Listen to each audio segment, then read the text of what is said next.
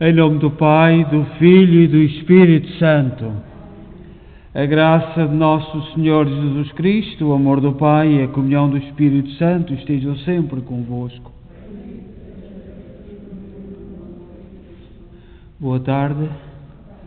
Nós celebramos hoje na Igreja a festa de São Evaristo, o quarto Papa, na linhagem a seguir a São Pedro, do ano 95 a 105. E é importante para nós vermos como a Igreja caminhou ao longo da história, todas as dificuldades que passou. Então, na festa de Santo Evaristo, nós enviamos uma saudação para quem nos acompanha em casa, sobretudo os doentes e os seus familiares, neste tempo de pandemia. E celebramos esta Eucaristia da Igreja de Nossa Senhora de Fátima, na cidade de Kingston, Ontário, Canadá. E somos uma igreja criada pelo sacrifício, o amor, dedicação dos imigrantes católicos de língua portuguesa. E hoje também vamos celebrar, nesta Eucaristia, lembrar Maria Isabel e Isabel Maria, da família Bulhões e de Alda Borges, e também o nosso irmão Eduardo Bastos, da família Bastos. E vamos tomar consciência que somos pecadores e pedir perdão. Confessemos os nossos pecados.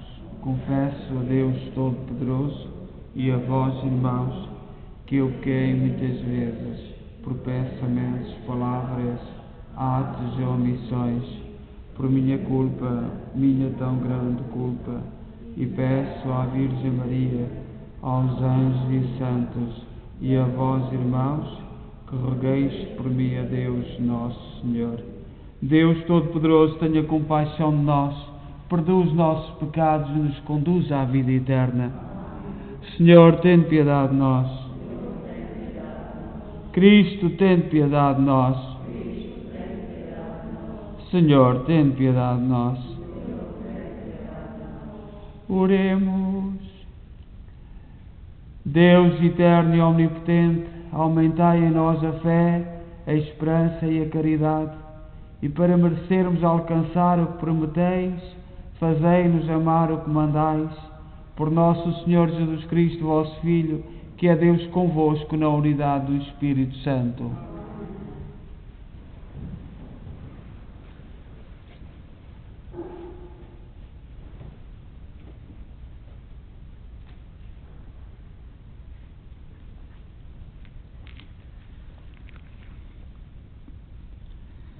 Leitura da Epístola do Apóstolo São Paulo aos Efésios. Irmãos, sede bondosos e compassivos uns para com os outros e perdoai-vos mutuamente, como Deus também vos perdoou em Cristo. Sede imitadores de Deus, como filhos muito amados. Caminhai na caridade, a exemplo de Cristo, que nos amou e se entregou por nós, oferecendo-se como vítima agradável a Deus, a imoralidade e qualquer impureza ou avareza nem sequer sejam mencionadas entre vós, como é próprio de cristãos. Nada tem de palavras indecentes, estultas e maliciosas, que são coisas inconvenientes. Em vez disso, dai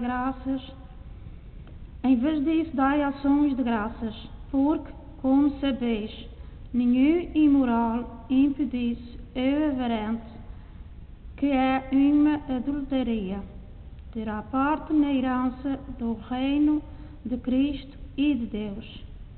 Ninguém vos iluda com vãos raciocínios.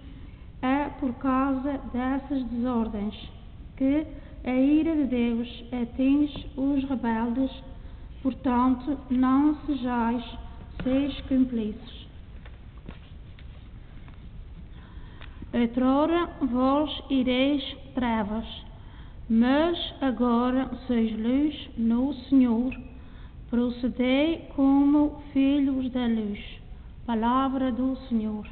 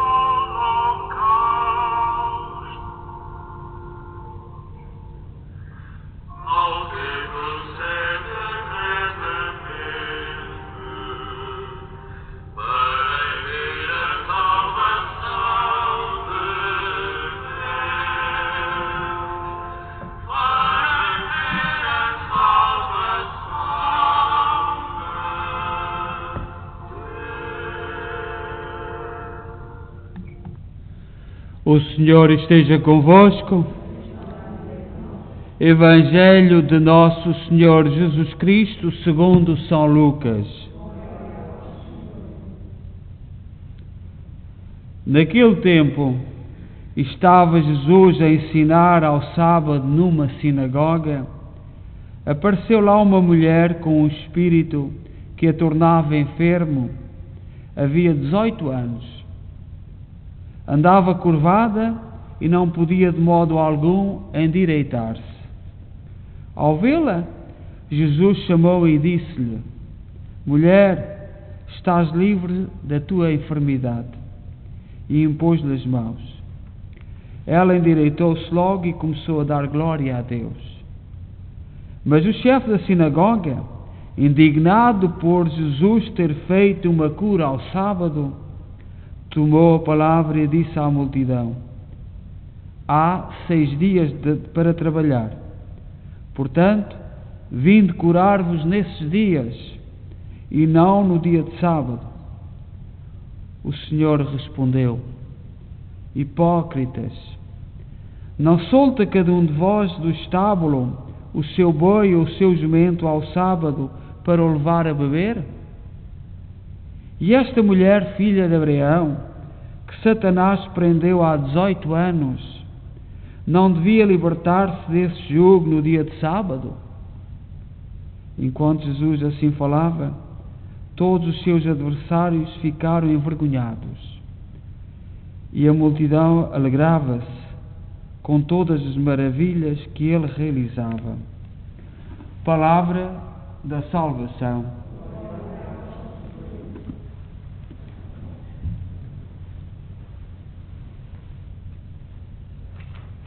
Nós, como disse no início, celebramos hoje a festa de Santo Evaristo, o quarto Papa. É importante nós falarmos da linha desde São Pedro, desde Jesus Cristo, porque no mundo em que nós vivemos de influência evangélica, há correntes que tentam negar esta linha. E não há dúvidas nenhumas. Os Papas foram sempre sucedendo-se, como nós podemos ver naquele cartaz que nós temos lá ao fundo, os nomes todos dos Papas. Mas hoje o Evangelho é de São Lucas, do capítulo 13, versículo 10 a 17. E fala de uma cura muito esquisita aos nossos olhos. A cura de uma mulher que andava encurvada. E entre os Evangelhos, o livro de São Lucas, porque sabemos que a Bíblia não é um livro, a Bíblia são um conjunto de livros. Ainda nos anos, penso que 60, apareceu nos Montes Qumran, a norte de Jerusalém, quando o povo teve nas invasões de Jerusalém, fugiram e colocaram livros da Bíblia num potes e nos Montes Qumran, porque só a Igreja Católica é que compilou esta Bíblia que nós temos agora, porque antes eram livros dispersos. E só o livro de São Lucas é o único que possuía a narrativa da cura da mulher encurvada. Nós temos os Evangelhos sinóticos, que são os três, São Lucas, São Marcos e São Mateus, que se comparam muito, mas nenhum deles fala desta cura. Só São Lucas. São João é um Evangelho à parte, com outras características. Jesus estava mais uma vez ministrando na sinagoga e entre a multidão estava uma mulher possessa de um espírito de enfermidade havia já 18 anos. Ela andava encurvada, sem de modo algum poder endireitar-se. Vivia debaixo de um governo maligno. A sua enfermidade era espiritual e refletia no físico. As suas vértebras se fundiram e era impossível endireitar-se. Hoje temos obras científicas comprovadas de que as doenças de espírito provocam descargas muito fortes na estrutura física do homem. E nós sabemos, às vezes, vemos pessoas que andam anos e anos de cabeça baixa, que vão sofrer fisicamente. Isto está cientificamente provado. E a força espiritual contribui também no físico. Quem sabe na vida daquela mulher a falta do perdão, os ressentimentos, as raízes profundas da amargura foram as brechas para o inimigo trabalhar e lançar aquela enfermidade. Nós não sabemos, não conhecemos aquela senhora. Não sabemos, pois a palavra não nos afirma assim, mas podemos especular, podemos conjecturar. O que é que teria passado na vida daquela mulher? Durante 18 anos, aquela mulher encurvada estava todas as semanas no templo, ouvindo as pregações, louvando, oferecendo-se e sacrificando-se, mas sem nenhuma solução para o seu problema. Hoje temos muita gente vivendo como esta mulher. Vida pessimista, curvados sobre nós próprios, amarfanhados, nada livres interiormente, com grandes projetos, mas todos falsos. Vivemos um bocadinho assim, curvados. E, portanto, nada no Evangelho é escrito por acaso. Jesus quer dar uma lição sobre isso. O versículo 12 diz-nos que Jesus viu aquela mulher. As mulheres na sinagoga ocupavam os últimos lugares. Elas não rezavam juntos com os homens. Havia uma cortina que os separava. Mas Jesus viu-a, chamou-a e libertou-a com uma palavra de autoridade contra o espírito de enfermidade que a atormentava. E logo em seguida tocou-a e ela se endireitou e glorificava a Deus. O mestre a contemplou nos últimos bancos. Jesus viu-a nos últimos bancos. Na aula das mulheres, sentiu compaixão pela dor daquela mulher, parou tudo, chamou-a para a frente, para a aula dos homens, quebrando totalmente o protocolo da tradição e diante de todos libertou-a de todo o tormento. Em seguida, o filme continua. Os religiosos se levantaram contra a vitória daquela mulher, pois não aceitaram a cura em dia de sábado. Encontraram um argumento, um pequeno argumento. É assim na vida, é assim na nossa vida, um pequeno argumento. A cura era no dia de sábado e era proibido fazer algo no de sábado. Encontraram ali um argumento. Nunca haviam feito nada por ela em todo o decorrer dos anos, mas quando alguém reparou nela, a fez levantar-se, ergueram-se contra. Quem sabe, muitos têm-se levantado contra as vitórias, mas às vezes há muitos boatos, muitos comentários, muitas ideias, muitos juízos que são iguais a destes fariseus, que são precisamente iguais. Não permitem que a pessoa se levante e que venha até ao pé de Jesus. Jesus está atento a isto. No final da história, no último versículo, havia duas classes de pessoas: os envergonhados e os que se alegravam com a vitória daquela mulher. E se nós repararmos na vida, é isto: temos os envergonhados e temos aqueles que se alegram com as vitórias de Jesus. É isto na nossa vida. Se nós olharmos, quando vemos nas várias realidades da vida, é esta posição: os envergonhados, aqueles que nem sabem se são de ir para o lado dos contra, para o lado dos a favor, estão ali no meio do caminho. Se a maioria pendeu para um lado, vão para um lado. É a lição da vida. E há aqueles que se alegram, então, que não se preocupam com coisa nenhuma e seguem em frente e alegram-se com a mulher. Nós hoje celebramos Santo Evaristo. E eu gosto de sublinhar a história dos Papas, até por causa desta questão dos evangélicos. Os evangélicos, a grande maioria das correntes evangélicas, quer provar que a religião é uma coisa criada pelos homens. E muitas das correntes começaram há 500 anos, mas há aqui 1500 anos de história da Igreja que ficam esquecidos. Desde Lutero, que foi o primeiro, e houve um concílio de Éfeso, que foi muito importante, quando se deu a liberdade da Igreja. Então reuniram-se todos em Éfeso, onde esteve o nosso famoso São Nicolau. O São Nicolau esteve nesse concílio, e o concílio foi convocado pelo imperador Constantino, porque as igrejas, com as perseguições, estavam muito dispersas. E há correntes evangélicas que dizem que a igreja começou aí, por ordem de Constantino. Esquecem-se de 33 ou 34 papas. Esquecem-se destes irmãos que sofreram muito. São Evaristo, foi martirizado e o seu corpo foi abandonado naquele terreno onde estava sepultado São Pedro. Foi martirizado e depois foram deitar o seu corpo para o campo, que era um campo que os cristãos foram comprando depois da liberdade, do ano 313, e foram lá lançando o corpo de Evaristo.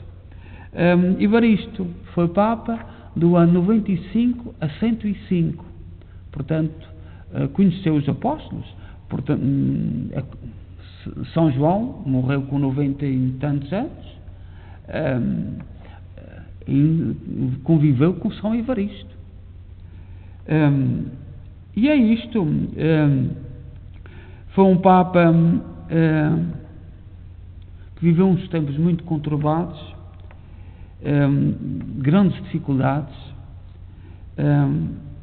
erros, heresias, falsidades, sempre houve contra a Igreja, e também sempre tivemos homens fortes, e é disso porque a Igreja não é um projeto humano, é um projeto de Deus. Custe muito ou custe pouco a alguns aceitar isto. A Igreja não é um projeto de homens, é um projeto de Jesus Cristo, é um projeto do Filho de Deus, e vai contra todas as ventanias, vai vencer tudo, havendo períodos de mais euforia e períodos de menos euforia, períodos de maior número de adesão e períodos de menor número. Então, que Santo Evaristo interceda por nós neste dia em que se estipulou que seria celebrada a sua festa, porque nem sequer se sabe o dia do seu martírio. Foi martirizado, mas não se sabe o seu martírio. Seja louvado nosso Jesus Cristo.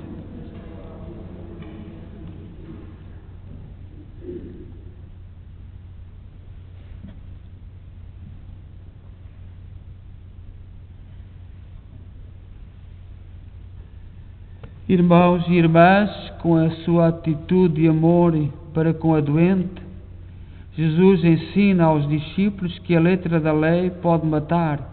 Se não lhe descobrirmos o Espírito, peçamos ao Pai que nos ensine esta ciência, dizendo: ouvi-nos, Senhor. Ouvi-nos, Senhor.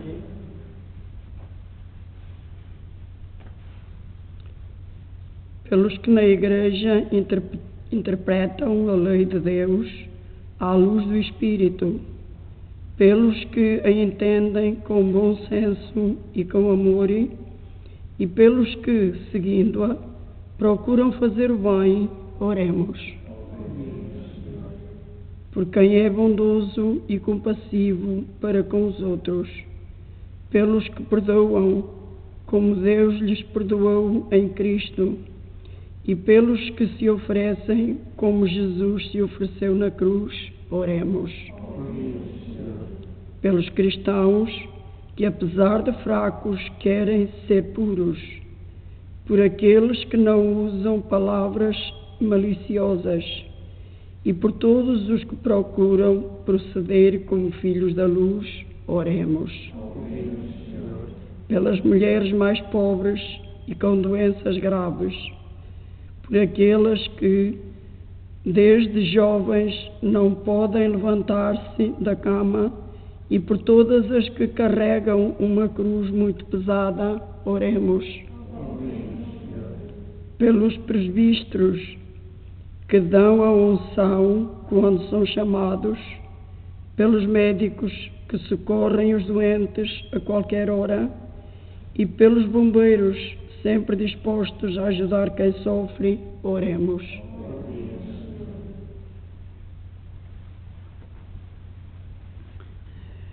Aproxima-se o dia de Todos os Santos e dos fiéis defuntos. Rezemos por todos, sobretudo pelas almas do purgatório, e também por Portugal. Eu vi o programa das idas ao cemitério da paróquia de Fátima, que tem vários cemitérios, e parece que aquilo que não é real. Parece que não é real. Quando a gente vê festas por todo o lado, a gente vê ainda ontem nos campos de futebol, parece que o vírus fica à porta dos campos de futebol, 15 pessoas no cemitério. Eu penso que os cemitérios ainda são todos espaços livres, a não ser das que a gente vê para aqui que deixassem de ser espaços livres. Não se entende, não se percebe o que está em causa, e nós temos que rezar, e temos que rezar muito, sendo tão importante, a ida. As pessoas são inteligentes, encostam-se a uma porta, encostam-se à outra. Eu não estou a ver nos cemitérios 4 ou 5 pessoas ao monte. Façam um programa, mas aquilo é ofensivo, sobretudo para nós que estamos aqui, que vemos aquilo daquilo. Não se entende. E graças a Deus, desta vez há muitos padres que estão a falar. Ainda hoje o padre da igreja de São Nicolau em Lisboa, no centro de Lisboa, honra-lhe seja feita, que falou, e outros têm falado, porque não se compreende.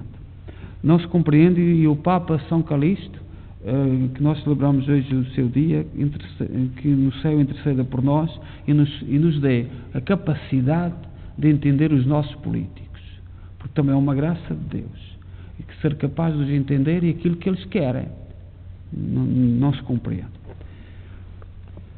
Senhor Pai Santo, que para sermos santos nos libertaste da escravidão do pecado, fazei que vivamos sempre em ação de graças por nosso Senhor Jesus Cristo, vosso Filho, que é Deus convosco na unidade do Espírito Santo.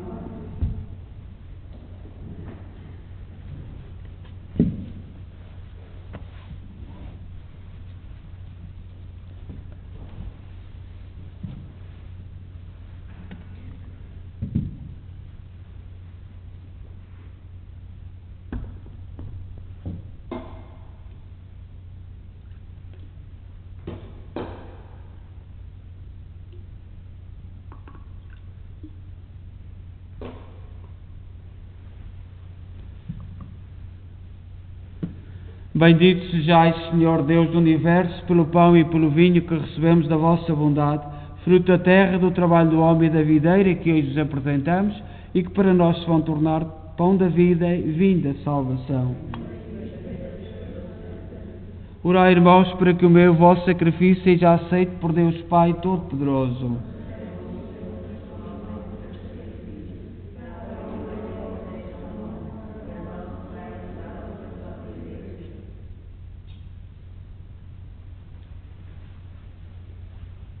Oremos.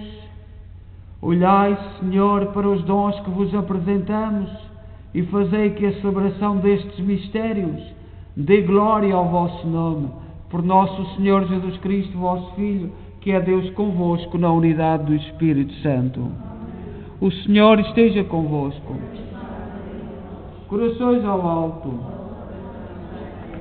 Demos graças ao Senhor nosso Deus. Senhor Pai Santo, Deus eterno e omnipotente, é verdadeiramente nosso dever e a nossa salvação dar-vos graças sempre em toda a parte, por Cristo nosso Senhor.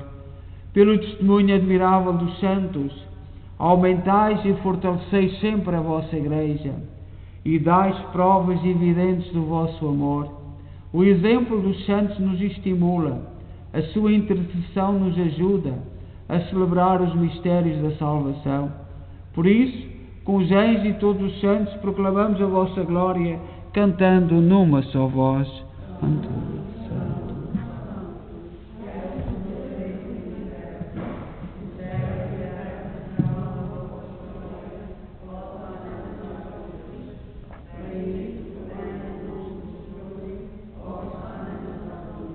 Vós, Senhor, sois verdadeiramente santo, seja a fonte de toda a santidade.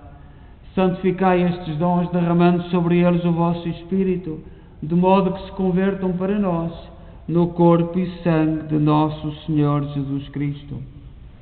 Na hora em que ele se entregava para voluntariamente sofrer a morte, tomou o pão em suas santas e adoráveis mãos e, dando graças, partiu e deu aos seus discípulos, dizendo: Tomai todos e comei, isto é o meu corpo, que será entregue por vós.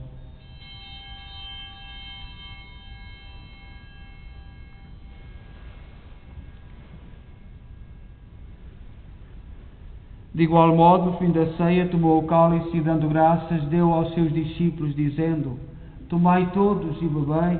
Este é o cálice do meu sangue, o sangue da nova e eterna aliança, que será derramado por vós e por todos, para a remissão dos pecados. Fazei isto em memória de mim.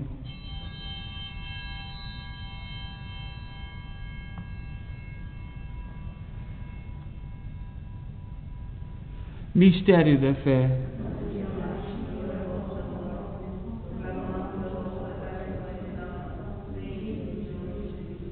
Celebrando agora, Senhor, o memorial da morte e ressurreição de vosso Filho, nós oferecemos o pão da vida e o cálice da salvação e vos damos graças, porque nos admitiste à vossa presença para vos servir nestes santos mistérios. Humildemente vos suplicamos que, participando no corpo e sangue de Cristo, sejamos reunidos pelo Espírito Santo num só corpo. Lembrai-vos, Senhor, da vossa Igreja dispersa por toda a terra, tornai-a perfeita na caridade em comunhão com o Papa Francisco, o nosso arcebispo Maico Maal e todos aqueles que estão a serviço do vosso povo. Lembrai-vos também dos nossos irmãos que adormeceram na esperança da ressurreição, cujos nomes pronunciámos no início desta Eucaristia, que na vossa misericórdia partiram deste mundo, admiti-os na luz da vossa presença. Tende misericórdia de nós, Senhor, dai-nos a graça de participar na vida eterna com a Virgem Maria, Mãe de Deus, os bem-aventurados apóstolos e todos os santos, que desde o princípio do mundo viveram na vossa amizade, para cantarmos os vossos louvores, por Jesus Cristo, vosso Filho. Por Cristo, com Cristo, em Cristo, a vós, Deus Pai Todo-Poderoso, na unidade do Espírito Santo, toda a honra e toda a glória, agora e para sempre. Confiantes, ousamos dizer a oração que o Senhor nos ensinou. Pai nosso, que estais nos céus, santificado seja o vosso nome. Venha a nós o vosso reino. Seja feita a vossa vontade, assim na terra como no céu. O pão nosso, cada dia nos dai hoje. Perdoai-nos as nossas ofensas, assim como nós perdoamos a quem nos tem ofendido, e não nos deixeis cair em tentação, mas livrai-nos do mal. Livrai-nos de todo o mal, Senhor, dai ao mundo a paz em nossos dias, para que, ajudados pela vossa misericórdia, sejamos sempre livres do pecado e de toda a perturbação, enquanto esperamos a vinda gloriosa de Jesus Cristo, nosso Salvador. Senhor Jesus Cristo, disseste aos vossos apóstolos: deixe-vos a paz, dou-vos a minha paz, não olheis aos nossos pecados, mas à fé da vossa Igreja, e dá-lhe a união e a paz, segundo a vossa vontade. Vós sois Deus com o Pai, na unidade do Espírito Santo. A paz do Senhor esteja sempre convosco.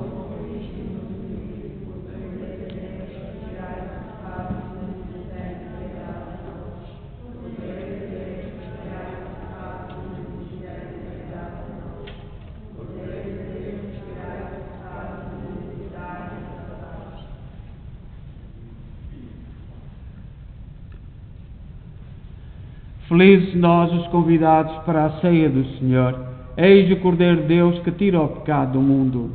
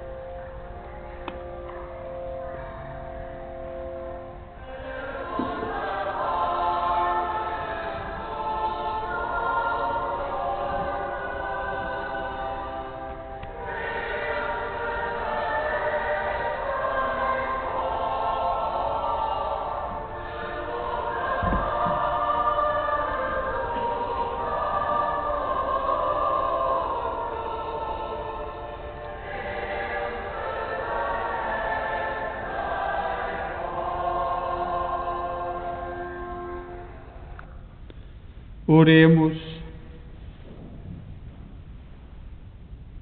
Fazei, Senhor, que os vossos sacramentos realizem em nós o que significam, para alcançarmos um dia em plenitude o que celebramos nestes santos mistérios. Por nosso Senhor Jesus Cristo, vosso Filho, que é Deus convosco na unidade do Espírito Santo. O Senhor esteja convosco. Abençoe-nos Deus Todo-Poderoso, Pai, Filho e Espírito Santo. Desejo a todos boa noite e deem paz e que o Senhor vos acompanhe.